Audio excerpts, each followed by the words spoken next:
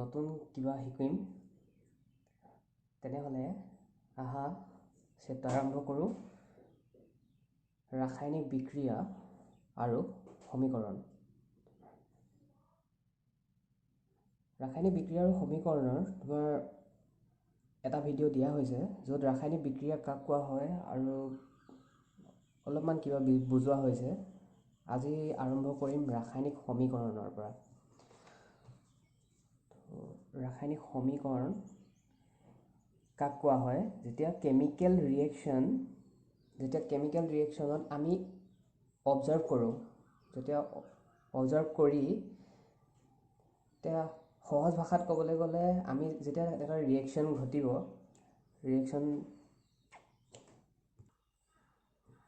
Chemical reaction আমি observe কৰি পেলাই তাক কেনেকৈ লিখি দেখুৱাম তাকে কেমিকেল ইকুৱেশ্যন বুলি কোৱা হয়। এনেকুৱা ইকুৱেশ্যনবোৰ লিখিবলৈ বহুতেই সহজ হয়। এক্সাম্পল হিচাপে লওঁ, এতিয়া কাৰ্বন মনক্সাইড আৰু হাইড্ৰজেন গেছ দুটা গেছেই হয়।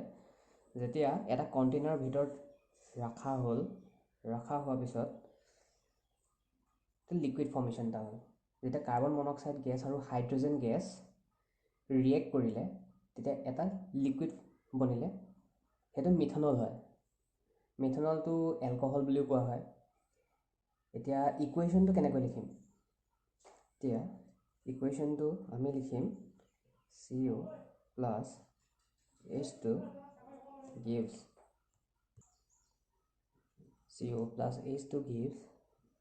CH3OH.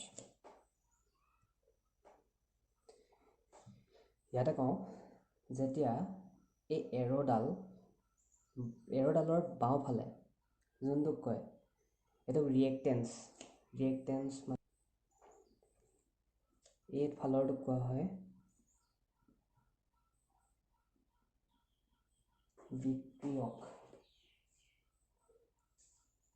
আৰু যেতিয়া এইটো কয় এইটো প্ৰডাক্ট। সোঁফালৰটো এই এৰৰ সোঁফালৰ যোনটো আমি ৰিয়েক্ট পাওঁ মানে তাক কোৱা হয় প্ৰডাক্ট।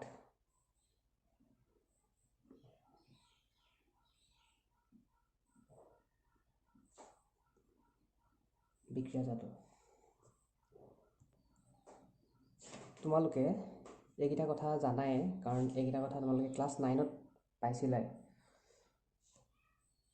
তথাপিতো মই এবাৰ আঁকোৱাই দিছোঁ আৰু মনটো, যাতে তোমালোকৰ মনত পৰি যায়।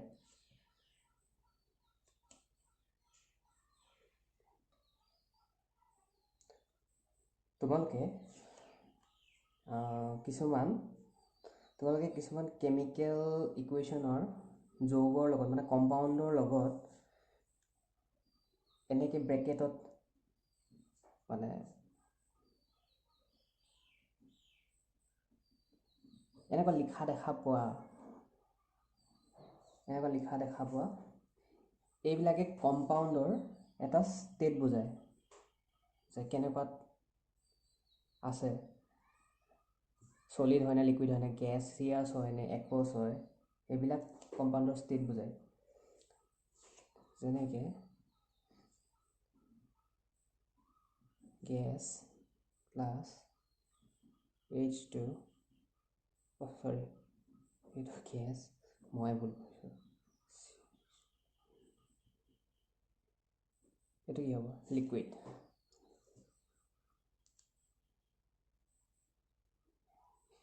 ইয়াত যোনটো প্ৰডাক্ট বনিছে ইয়াক এলকহল বুলি কোৱা হয়। এতিয়া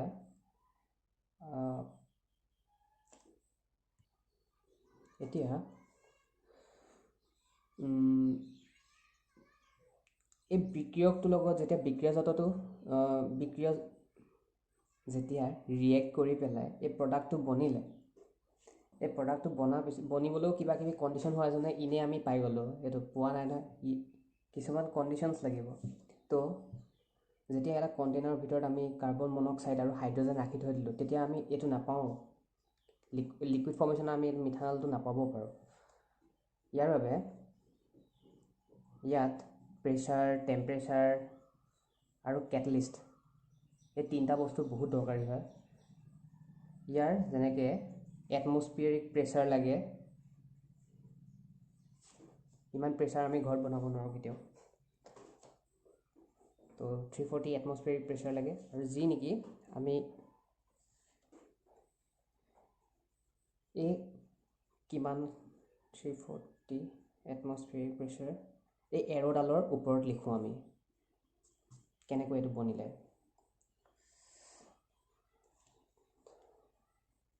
ঠিক আছে, তো কেমিকেল ইকুৱেশ্যন ইমানতে সমাপ্ত বুলি ধৰি ল'লোঁ। কেমিকেল ইকুৱেশ্যনছখিনি বুজি পালা যিহেতুকে এতিয়া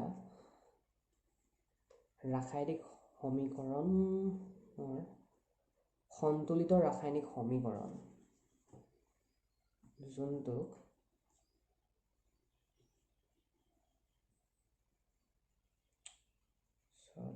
মোৰ অসমীয়া আখৰ ভাল নহয়, সেইবুলি মোক অনুকৰণ নকৰিবা।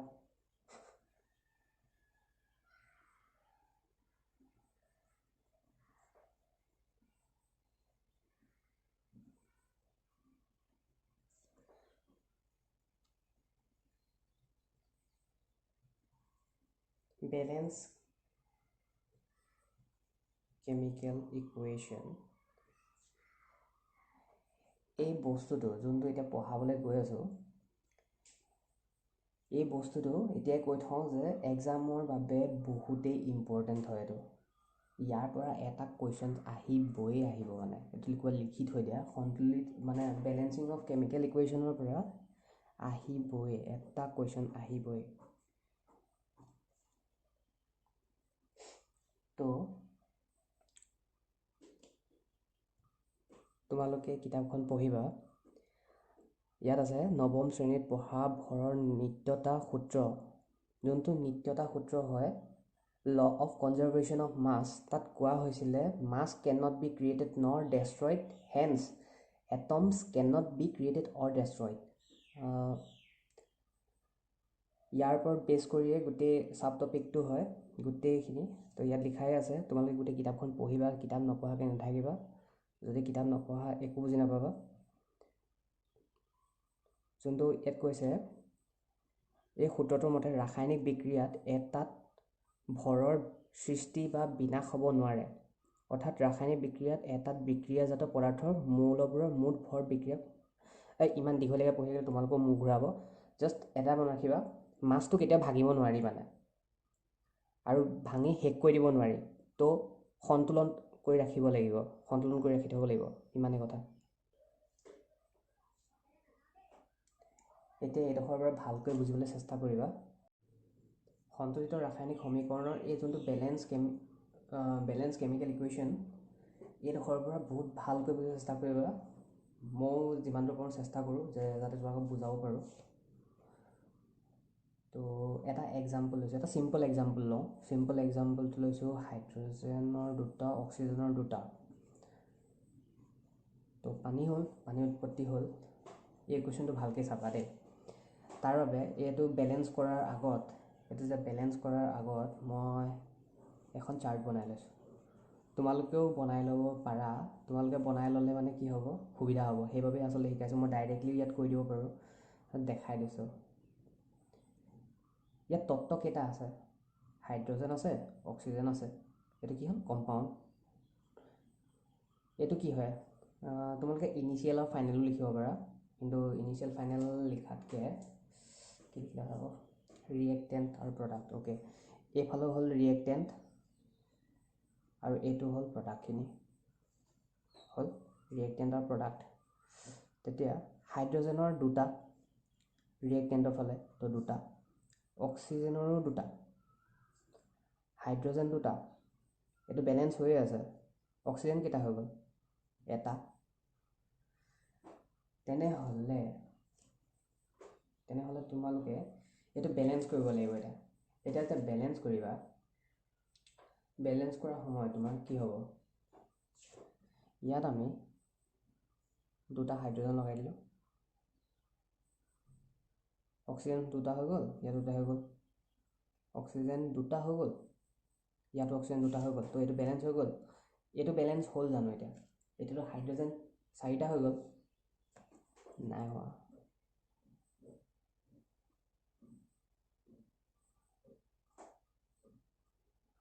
হাইড্ৰজেন আৰু অক্সিজেন এতিয়া যোনটো ৰিয়েক্টেণ্ট ছাইডত দুটা আছে আৰু প্ৰডাক্টৰ ছাইডত 4টা আছে। তো ইয়াত লিখি দিলোঁ।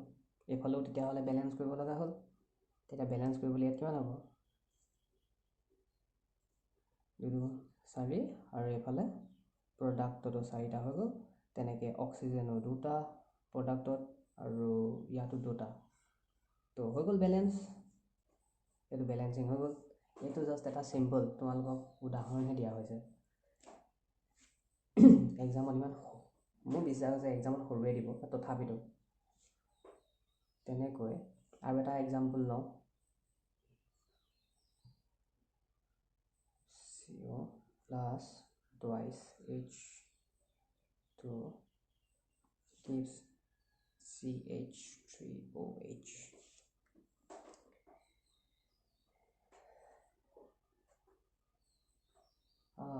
বেলেঞ্চ কৰিয়ে দিলোঁ। এনেকৈ কেনেকৈ হ'ব?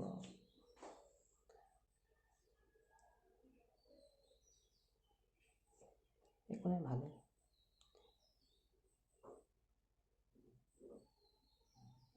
এনেকৈ টেবুল এখন বনাই ল'বা। ইয়াত তত্ত্ব কেইটা আছে? প্ৰথম চাবা তত্ত্ব কেইটা আছে। কম্পাউণ্ড যোনটোক কোৱা হয় কম্পাউণ্ড, এলিমেণ্টছ কেইটা আছে? কম্পাউণ্ড এলিমেণ্টছ কিমান আছে যোনটো তত্ত্ব হয়? এইটো মোৰ ভুল হৈছে। এলিমেণ্টছ কি কি আছে? Carbon, oxygen, hydrogen. তো এইটো বেলেঞ্চডে হৈ আছে তথাপিতো। ৰিয়েক্টেণ্ট আৰু প্ৰডাক্ট। তো কাৰ্বন ৰিয়েক্টেণ্টৰ ছাইডত আছে এটা, প্ৰডাক্টৰ ফালেও আছে এটা। তেনেকৈ অক্সিজেন আছে এটা, এফালেও আছে এটা। তো যোনটো হাইড্ৰজেন হয়, হাইড্ৰজেন 3টা আছিলে।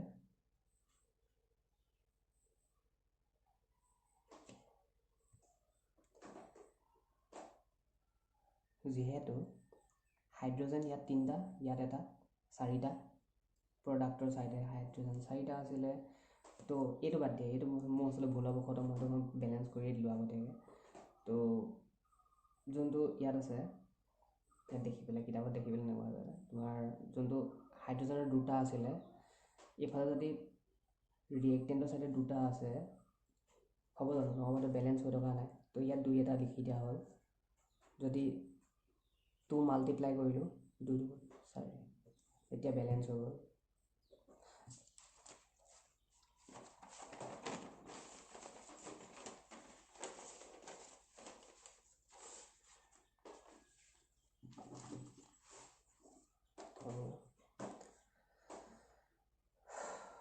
আৰু এটা উদাহৰণ হিচাপে এটা ডাঙৰ এটা লৈ লওঁ।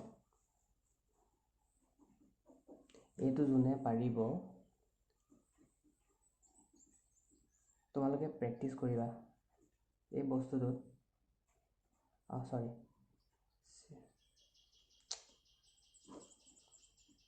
HNO3 plus CaOH2 gives CaNO3 2 plus twice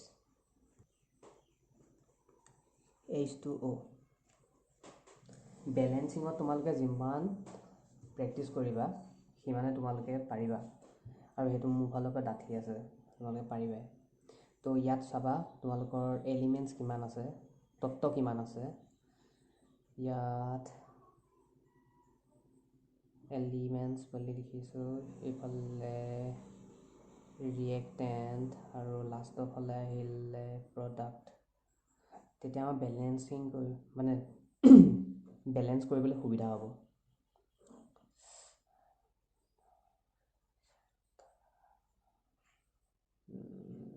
চাৰিটা এলিমেণ্ট চাৰিটা আছে, হাইড্ৰজেন হৈ গ'ল, নাইট্ৰজেন হৈ গ'ল, অক্সিজেন হৈ গ'ল। ঠিক আছে, এতিয়া হাইড্ৰজেনৰ এইফালে কেইটা আছে, দুটা তিনিটা। ঠিক আছে, হাইড্ৰজেন তিনিটা, ৰিয়েক্টেণ্ট ছাইডত হাইড্ৰজেন তিনিটা আছে, ইয়াত হাইড্ৰজেন দুটা, ইয়াত এটা।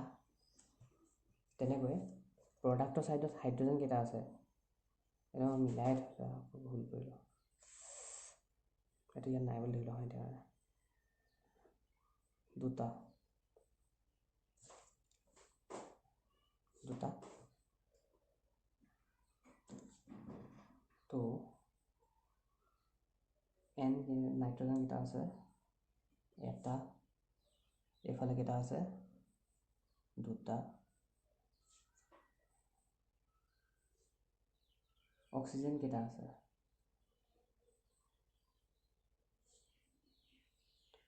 তিনিটা, চাৰিটা,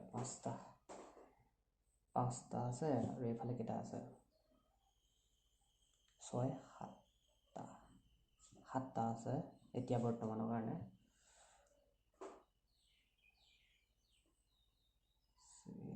এটা C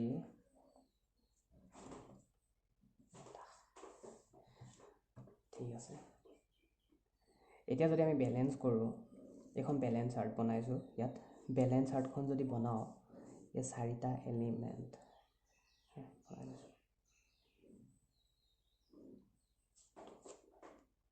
hydrogen, nitrogen, oxygen, calcium, ইয়াত যদি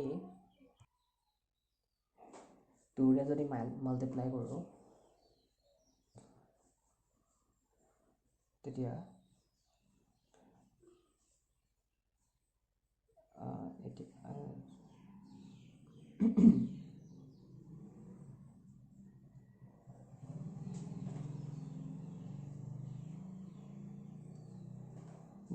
দুটা হ'লে হাইড্ৰজেন চাৰিটা হৈ গ'ল।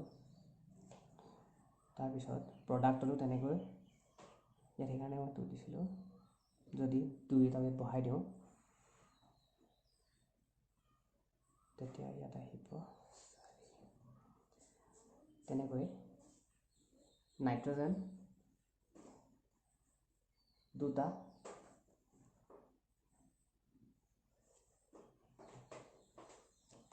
আৰু আগৰ দুটা আছিলে, দুটা, অক্সিজেনৰ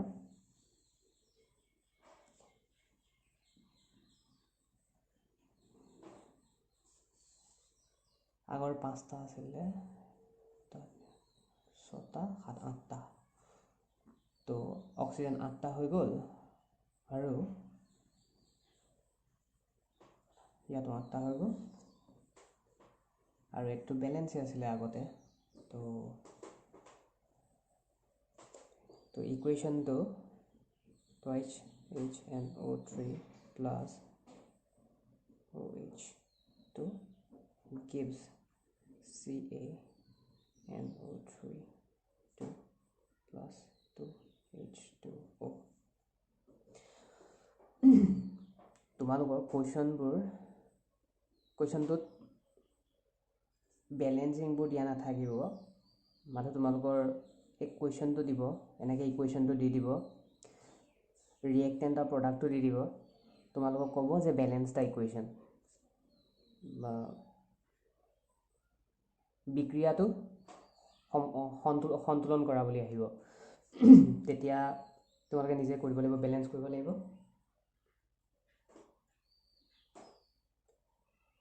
তোমালোকে প্ৰেক্টিছ কৰিবা, যিমান পাৰা প্ৰেক্টিছ কৰিলে পাৰি যাবা। এতিয়া তোমালোকৰ এক্সামৰ এটা টাইপটো শিকাই দিলোঁ। এই টাইপটোত যোনটো অকল তোমাৰ এইটো থাকিবই, অলৰেডি ৰিয়েকশ্যনটো দিয়া থাকিব, ৰিয়েকশ্যনত ৰিয়েকশ্যনটো তোমালোকে বেলেঞ্চ কৰিব লাগে। এতিয়া 2 নম্বৰতে এক্সাম পইণ্ট অফ ভিউৰ পৰা আৰু এটা কুৱেশ্যন টাইপত আহিব পাৰে। কুৱেশ্যনটো কেনেকৈ ক'ম, কুৱেশ্যনটো তোমাৰ দীঘলকৈ লিখি দিব, তোমাৰ ইকুৱেশ্যনটো নিজে লিখিব লাগিব, বনাব লাগিব, আৰু ইমান টান নহয়, সহজে হয়, কিন্তু তোমালোকে প্ৰেক্টিচ কৰিব লাগিব। কুৱেশ্যনটো লৈ লওঁ, barium chloride react with aluminum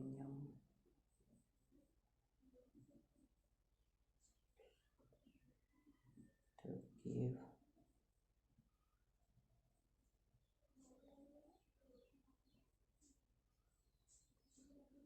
chloride and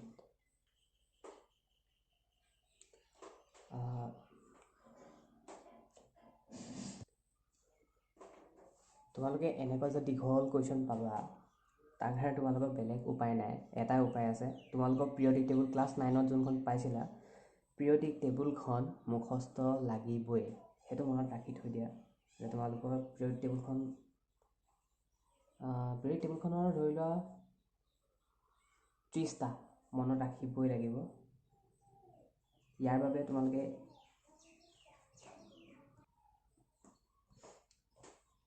যেনেকৈ বেৰিয়াম ক্ল'ৰাইডত তোমালোকে শ্বৰ্ট ফৰ্মকেইটা জানিব লাগিব যেতিয়া বনাবা। তো বেৰিয়াম ক্ল'ৰাইড হৈ গ'ল, এলুমিনিয়ামৰ লগত ৰিয়েক্ট কৰিলে, যেতিয়া ৰিয়েক্ট কৰিলে এলুমিনিয়াম ক্ল'ৰাইড আৰু বেৰিয়াম ছালফেট ফৰ্মেশ্যন কৰিলে। এতিয়া এইটো বেলেঞ্চ কৰিব লাগিব। ইয়াত প্ৰশ্নটো সুধিছিলে যে তোমাৰ ইকুৱেশ্যনটো লিখিব লাগিব আৰু বেলেঞ্চ কৰিব লাগে, form and balance the equation. এতিয়া বেলেঞ্চ কৰিব লগা হ'লে কি বুলি হ'ব, তোমালোকক এক্সামৰ কাৰণে অকল এই দুটা টাইপৰে প্ৰশ্ন আহে, তো শিকাই দিছোঁ এতিয়াই। দুটা বেলেগ বেলেগ পাৰ্টত কৰিম বুলি ভাবিছিলোঁ, কিন্তু এইখন বুজা ল'ব পাৰিবা, কিন্তু তোমালোকে প্ৰেক্টিচ আৰম্ভ কৰিলে প্ৰেক্টিচ কৰিবই লাগিব।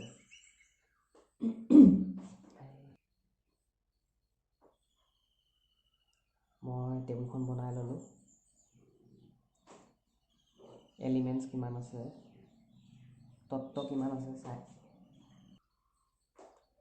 তো টেবুলখন বনাই ল'লোঁ। ইয়াত এলিমেণ্ট হ'ল বেৰিয়াম ক্ল'ৰাইড, এলুমিনিয়াম ছালফেট,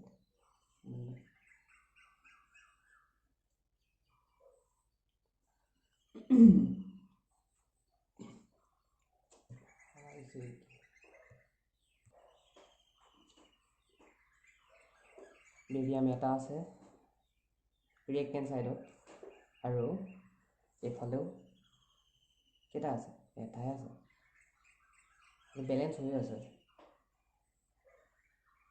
ইয়াত কেইটা আছে, দুটা আছে, আৰু প্ৰডাক্টৰ ছাইডত 3টা আছে।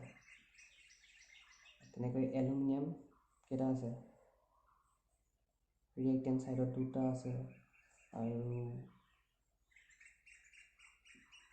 এটা আছে। তো ইয়াত কেইটা আছে, 3টা,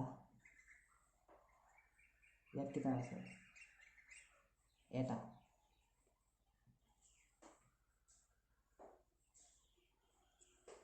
তো অক্সিজেন কেইটা আছে, 12, অক্সিজেন কেইটা আছে, 4টা।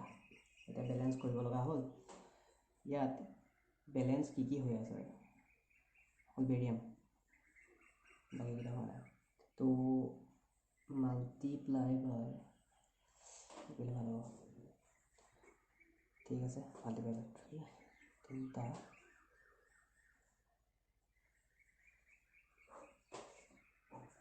নতুন যোনখন লিষ্ট হ'ব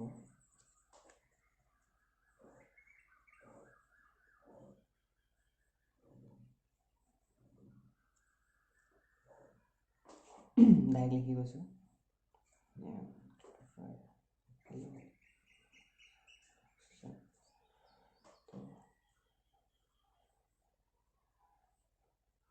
তিনিটা হ'ব আৰু সেইটো তিনিটা দি দিলে তেতিয়া ইকুৱেল হৈ যাব তিনিটা হ'ল ছটা তো এইফালেও ছটা হ'ব লাগিব ইয়াতো ছটা হ'ব লাগিব দুটা হৈ গ'ল এলুমিনিয়াম দুটা ইয়াতো দুটা হৈ গ'ল তাৰপাছত তিনিটা আছে ইয়াতো তিনিটা হৈ গ'ল তেনেকৈ অক্সিজেনৰ ইয়াত 12টা হৈ আছিল হয়নে ইয়াতো 12টা হ'লনে তো ইকুৱেশ্যনটো বেলেঞ্চ হৈ গ'ল তো তোমালোকে প্ৰেক্টিছ কৰিবা তোমালোকৰ এনেকৈ প্ৰশ্ন আহিব পৰীক্ষাত দুটা টাইপৰে পৰীক্ষাত প্ৰশ্ন আহে এটা হ'ল তোমাৰ ৰিয়েকশ্যনটো দিয়া থাকিব গোটেই ইকুৱেশ্যনটো দিয়া থাকিব সেইটো বেলেঞ্চ কৰিব লাগে আৰু এটা টাইপৰ আহিব এইটো টাইপ য'ত তোমাৰ ৰিয়েকশ্যনটো লিখিহে দিব তোমালোকে ৰিয়েকশ্যনটো নিজে বনাই পেলাই তাত বেলেঞ্চ কৰিব লাগিব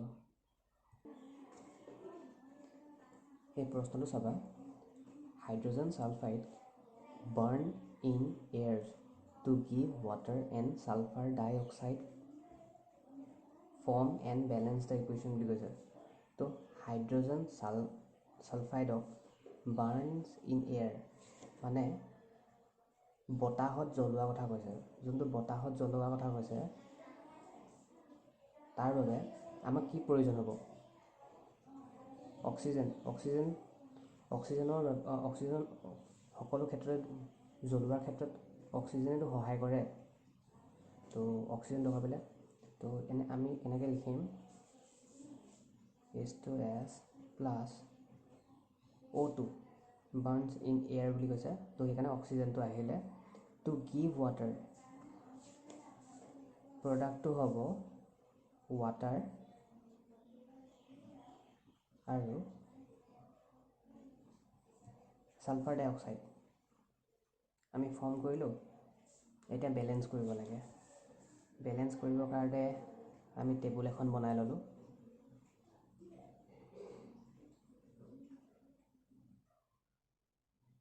টেবুল বনাই হাইড্ৰজেন ছালফাইড অক্সিজেন তো হাইড্ৰজেনৰ দুটা এইফালেও দুটা তাৰমানে মিলি আছে তেনেকৈ ছৰ এটা মিলি আছে তো অক্সিজেন কেইটা আছে এইফালে দুটা আছে এইফালে কেইটা আছে দুটা এইটো এটা তিনিটা ইয়াতে অমিল হৈ গ'ল তেতিয়া এইটো মিলাবৰ কাৰণে আমি ইয়াত যদি 3/2 এটা বহাওঁ তেতিয়াও এইটো শুদ্ধ হ'ব তেতিয়া এইটো বেলেঞ্চ হৈ যাব ইয়াত 3 হৈ যাব কিন্তু কেতিয়াও এনেকৈ নিলিখিবা এইটো ভুল হ'ব সাধাৰণতে ভুল নহয় কিন্তু ভুল বুলি কোৱা হয় তেতিয়া আমি যদি এইটো ফৰ্মুলা মাল্টিপ্লাই বাই 2 ঠিক আছে মাল্টিপ্লাই বাই 2 কৰি চাওঁ যদি আমি মাল্টিপ্লাই বাই 2 কৰি চাওঁ তেতিয়া হ'ব প্লাছ O2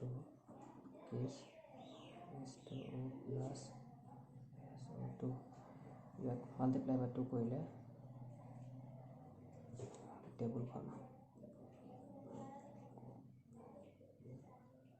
টেবুল এখন বনাই ল'বা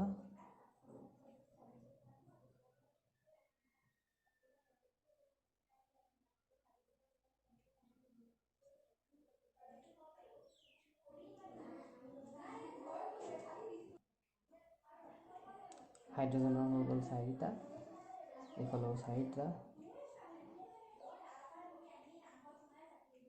2টা, ইয়াত মিলিলে জানো নাই মিলা, তো ইয়াত আহিলে 2টা হৈ গ'ল। অক্সিজেন 2 2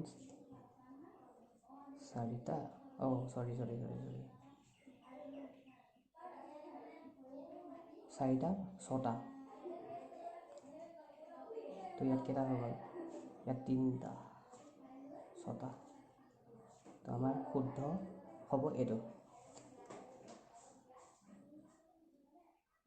ষ্টুডেণ্টছ, তোমালোকে পঢ়িবা, এইখিনিও প্ৰেক্টিছ কৰিবা। যদি বুজি নোপোৱা কমেণ্ট বক্সত লিখি দিবা, মই আৰু চেষ্টা কৰিম যাতে বুজাবলৈ। আজিলৈ ইমানতে শেষ কৰোঁ, ধন্যবাদ।